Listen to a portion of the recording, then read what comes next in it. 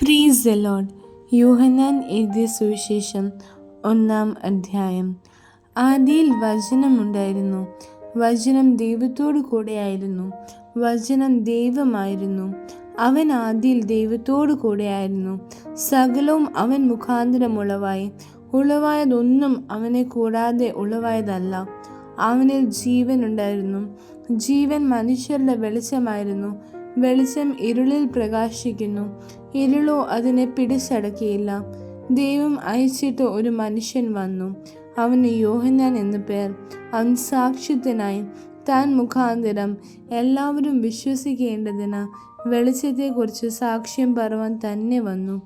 അവൻ വെളിച്ചമായിരുന്നില്ല, വെളിച്ചത്തിന് സാക്ഷ്യം പറയേണ്ടുന്നവനത്രേ. ഏത് മനുഷ്യനെയും പ്രകാശിപ്പിക്കുന്ന സത്യവെളിച്ചം ലോകത്തിലേക്ക് വന്നുകൊണ്ടിരുന്നു.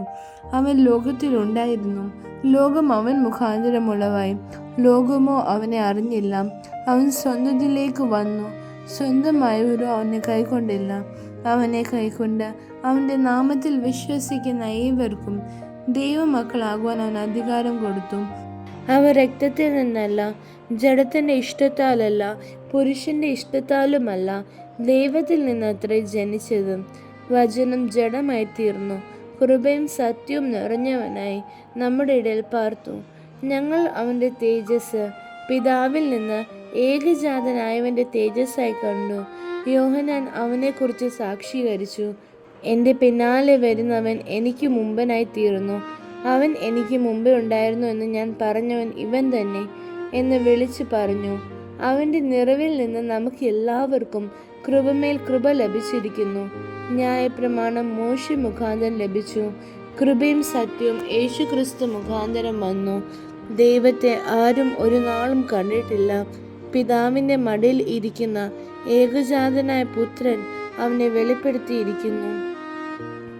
നീ ആർ എന്ന് യോഹന്നാനോട് ചോദിക്കേണ്ടതിന് യഹൂദന്മാർ യെരുശലേമിൽ നിന്ന് പുരോഹിതന്മാരെയും ലേവ്യരെയും അവൻ്റെ അടുക്കൽ അയച്ചപ്പോൾ അവൻ്റെ സാക്ഷ്യം എന്തെന്നാൽ അവൻ മറുക്കാതെ ഏറ്റു പറഞ്ഞു, ഞാൻ ക്രിസ്തുവല്ല എന്ന് ഏറ്റു പറഞ്ഞു. പിന്നെ എന്ത്, നീ ഏലിയാവോ എന്ന് അവനോട് ചോദിച്ചതിന് അല്ല എന്ന് പറഞ്ഞു. നീ ആ പ്രവാചകനോ എന്നതിന് അല്ല എന്ന് അവൻ ഉത്തരം പറഞ്ഞു. അവർ അവനോട്, നീ ആരാകുന്നു ഞങ്ങളെ അയച്ചവരോട് ഉത്തരം പറയേണ്ടതിന്? നീ നിന്നെക്കുറിച്ച് തന്നെ എന്തു പറയുന്നു എന്ന് ചോദിച്ചു. അതിന് അവൻ, യെശയ്യാ പ്രവാചകൻ പറഞ്ഞതുപോലെ കർത്താവിൻ്റെ വഴി നേരെയാക്കുവിൻ എന്ന് മരുഭൂമിയിൽ വിളിച്ചു പറയുന്നവൻ്റെ ശബ്ദം ഞാനാകുന്നു എന്ന് പറഞ്ഞു. അയക്കപ്പെട്ടവർ പരീശന്മാരുടെ കൂട്ടത്തിലുള്ളവർ ആയിരുന്നു. എന്നാൽ നീ ക്രിസ്തുവല്ല, ഏലിയാവല്ല, ആ പ്രവാചകനുമല്ല എന്ന വരിയിൽ നീ സ്നാനം കഴിപ്പിക്കുന്നത് എന്ത് എന്ന് ചോദിച്ചു. അതിന് യോഹന്നാൻ, ഞാൻ വെള്ളത്തിൽ സ്നാനം കഴിപ്പിക്കുന്നു, എന്നാൽ നിങ്ങൾ അറിയാത്ത ഒരുത്തൻ നിങ്ങളുടെ ഇടയ്ക്കുന്നുണ്ട്. എൻ്റെ പിന്നാലെ വരുന്നവൻ തന്നെ, അവൻ്റെ ചെരുപ്പിൻ്റെ വാർ അഴിപ്പാൻ ഞാൻ യോഗ്യനല്ല എന്ന് ഉത്തരം പറഞ്ഞു. ഇത് യോർദാനക്കരെ യോഹന്നാൻ സ്നാനം കഴിപ്പിച്ചുകൊണ്ടിരുന്ന ബെഥാനിയയിൽ സംഭവിച്ചു.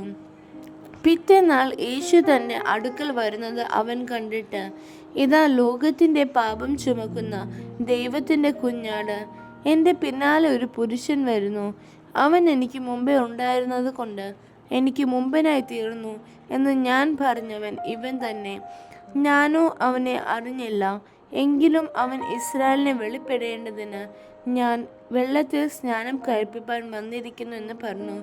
യോഹന്നാൻ പിന്നെയും സാക്ഷ്യം പറഞ്ഞത്, ആത്മാവ് ഒരു പ്രാവ് പോലെ സ്വർഗത്തിൽ നിന്ന് ഇറങ്ങി വരുന്നത് ഞാൻ കണ്ടു.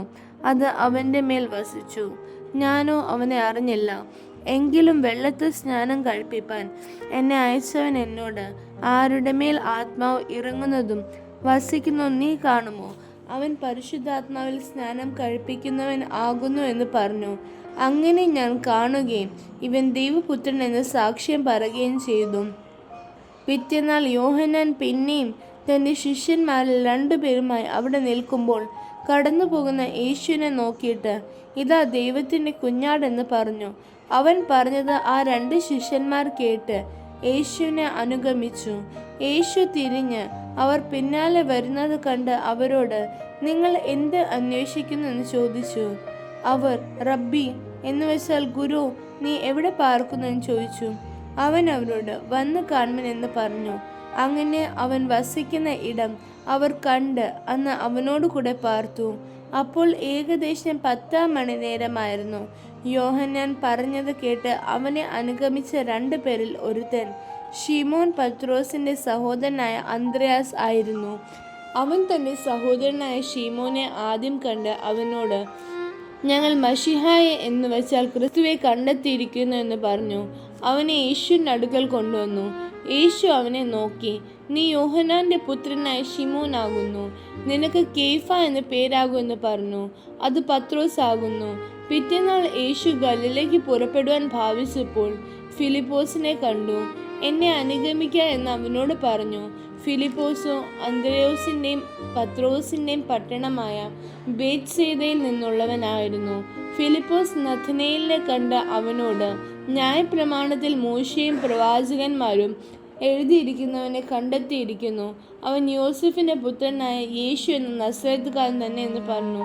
നഥനയേൽ അവനോട്, നസറേത്തിൽ നിന്ന് വല്ല നന്മയും വരുമോ എന്ന് പറഞ്ഞു. ഫിലിപ്പോസ് അവനോട്, വന്നു കാണുക എന്ന് പറഞ്ഞു. നഥനയേൽ തൻ്റെ അടുക്കൽ വരുന്നത് യേശു കണ്ടു. ഇതാ സാക്ഷാൽ ഇസ്രായേലിയൻ, ഇവനിൽ കപടമില്ല എന്ന് അവനെക്കുറിച്ച് പറഞ്ഞു. നഥനയേൽ അവനോട്, എന്നെ എവിടെ വച്ച് അറിയുമെന്ന് ചോദിച്ചതിന് ഫിലിപ്പോസ് നിന്നെ വിളിക്കും മുമ്പേ നീ അത്തിയുടെ കീഴിൽ ഇരിക്കുമ്പോൾ ഞാൻ നിന്നെ കണ്ടു എന്ന് യേശു ഉത്തരം പറഞ്ഞു. നഥനയേൽ അവനോട്, റബ്ബി, നീ ദൈവപുത്രൻ, നീ ഇസ്രായേലിന്റെ രാജാവ് എന്ന് ഉത്തരം പറഞ്ഞു. യേശു അവനോട്, ഞാൻ നിന്നെ അത്തിയുടെ കീഴിൽ കണ്ടു എന്ന് നിന്നോട് പറയുകൊണ്ട് നീ വിശ്വസിക്കുന്നുവോ? നീ ഇതിനേക്കാൾ വലിയതും കാണും എന്ന് ഉത്തരം പറഞ്ഞു. ആമേൻ, ആമേൻ, ഞാൻ നിങ്ങളോട് പറയുന്നു, സ്വർഗം തുറന്നിരിക്കുന്നതും മനുഷ്യപുത്രന്റെ അടുക്കൽ ദൈവദൂതന്മാർ കയറുകയും ഇറങ്ങുകയും ചെയ്യുന്നതും കാണും എന്ന് അവനോട് പറഞ്ഞു. ആമേൻ.